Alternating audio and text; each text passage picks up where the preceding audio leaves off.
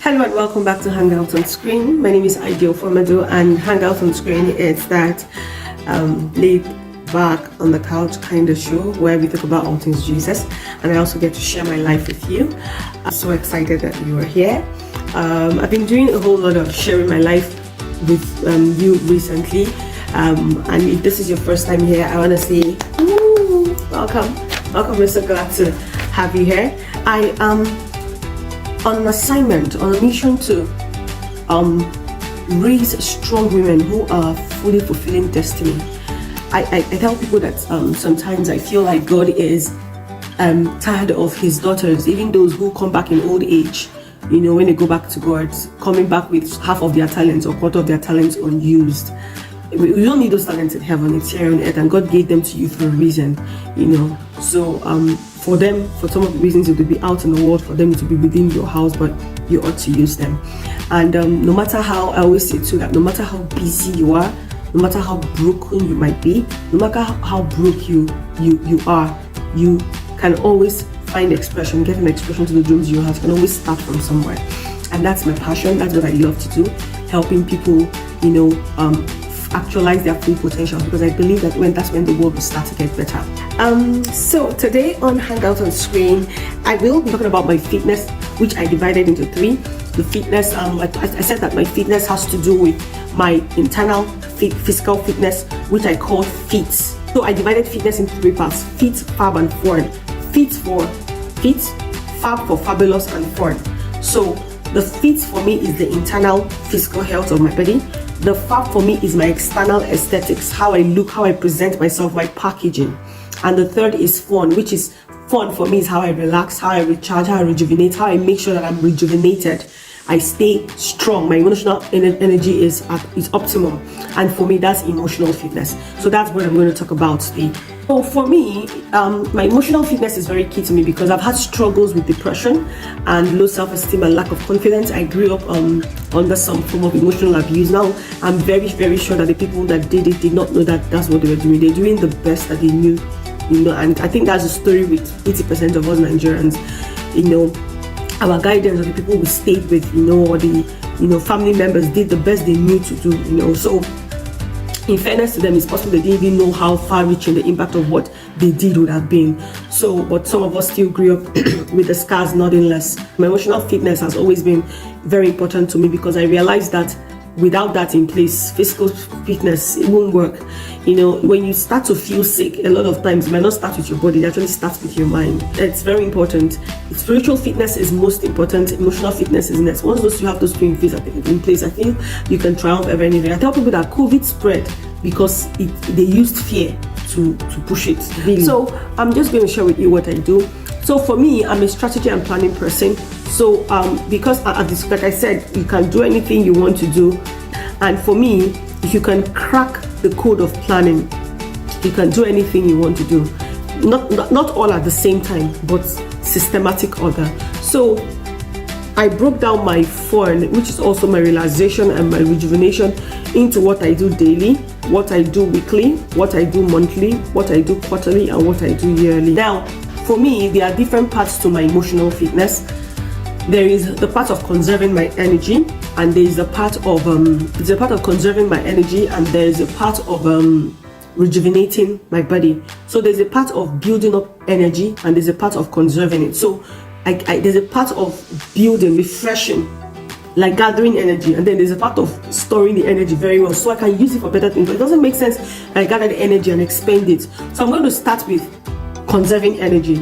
You know that when you engage in fruitless discussions, your energy is neither lost nor wasted. It just enters from one point to the other. So when you engage in some discussions or arguments that don't make sense, you take your creative energy and the power that you have used, and you're using it to formulate the words that you use and convince the opponent that you're correct over matter that is not important.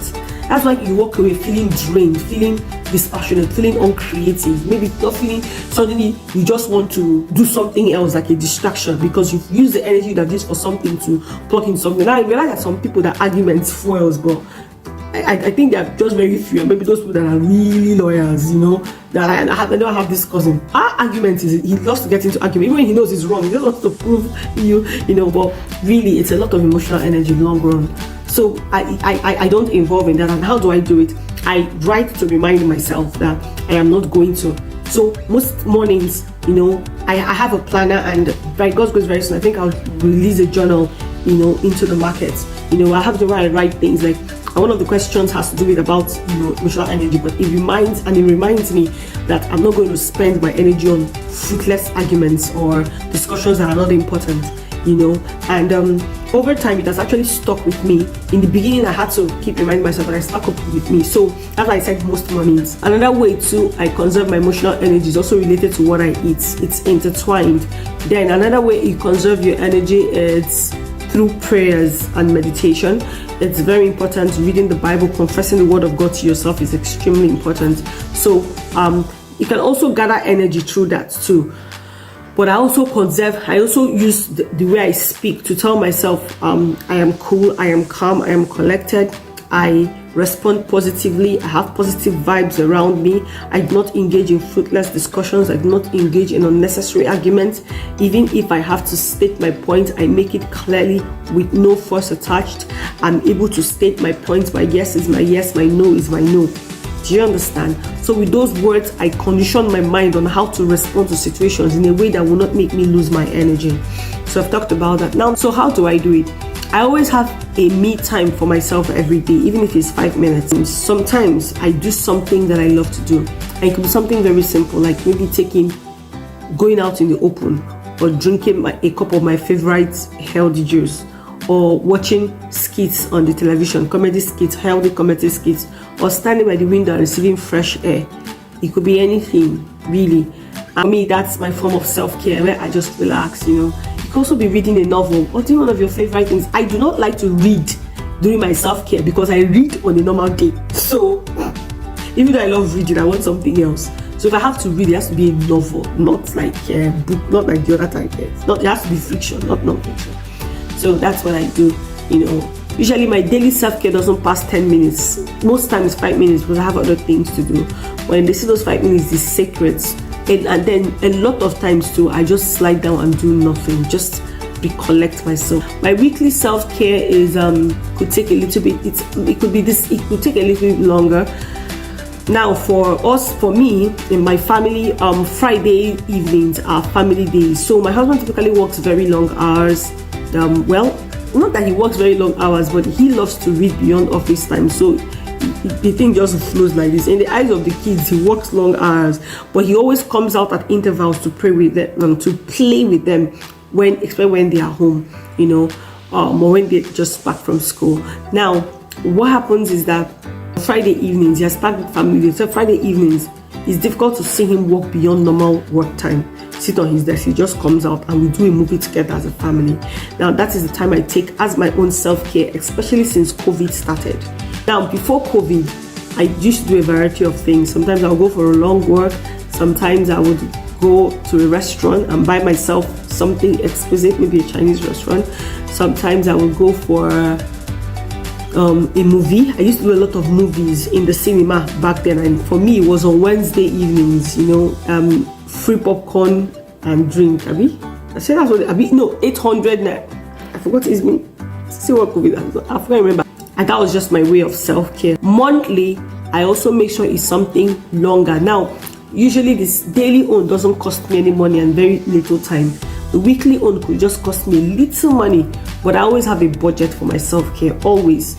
So that budget has to include everything I'm doing that month, and still have up some to save for what I'll be doing quarterly. So for example, I budget about 1,000, and I remember that before COVID I used to budget 1,000 naira times 4 for movies, because the movie was 800 naira and car park was 200 naira. But usually I'll pay 400 naira because the movie is more than 1 hour, it's 200 naira an hour. But I'll just close my eye, like, okay, 200, the other 200 naira will come out from my pocket money, so I have 1,000 naira. I know that is my movie money. I plan my life in 3 months, so I used to alternate it. I know, so monthly I could do a spa this month. Next month I'll go to the beach, and then this was the third one I used to do. I can't remember, but then also sometimes I visit people. I visit my friends, and just hang out with my friends. There's a third one I used to do, I can't remember now, but right now what it looks like for me is, as a family we go out, so that's my own form of self-care monthly, you know, because even in that going out I find a way to find some time for myself. I don't do a lot of quarterly, but my monthly is very important to me. The weekly own, the way I watch movie, you know, is very important to me, and the personal on that. But the yearly own is the one we're going to travel, and by God's grace we should travel this year. That's what I'm looking for. So it's the yearly own that is the proper travel. And I know that when I didn't have a lot of money, you know, I started with traveling within the country, you know, to other places, you know, not so much, mostly to the east to see my parents, but over time. So the thing is that for any level of life, you should never wait to, you should have self-care with what you have. That's the truth. You know, I remember as a single, sometimes I'll go to silver bed, you know, and go to some places that might not be so this, because that was what I could afford. For me, the experience was more important than the practice was more important than the experience. This is what I mean. The practice of the self-care was more important than the external experience. Do you understand? So find out what works for you. Now, why is self-care important? To conserve your energy, because for you to be able to do anything, you need strength. It's not just strategy. You need. That's why it said skillful wisdom. The wisdom there to manage your strength. That's where it comes in. You need to be able to manage your strength, because you're busy being a staff, you're busy being a wife, busy being a mom, busy being an employee. If you don't know how to accurately manage your energy, by the end of the day, you're too spent to do any other thing. Yeah, there are people out there, they are doing more than you and still crushing goals. You have the same 24 hours, but you're so fucked out. No, there should be a way. So that's why I try to be very intentional. I talked about my food earlier, so you really want to check out that post, because managing your energy is not only physical, it's not only emotional, it's also physical. But this one is probably about emotional energy, but you combine everything together. Of course, leaning on God. So that's how I manage my emotional energy. As things get better, we get to travel more. That makes a whole lot of sense.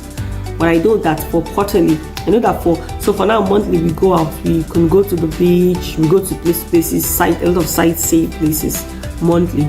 So for quarterly, we'll likely travel within the country, you know, within the states, you know, and it might not be anything big really. If you're a very busy professional, you don't have a lot of leave, you can just do a weekend and just do somewhere that you have the funds. But every year, just try and take vacation, you know, and travel to somewhere. Just try. There's something that traveling does to your mind. It opens up your mind. Travel to where you can afford at least once a year.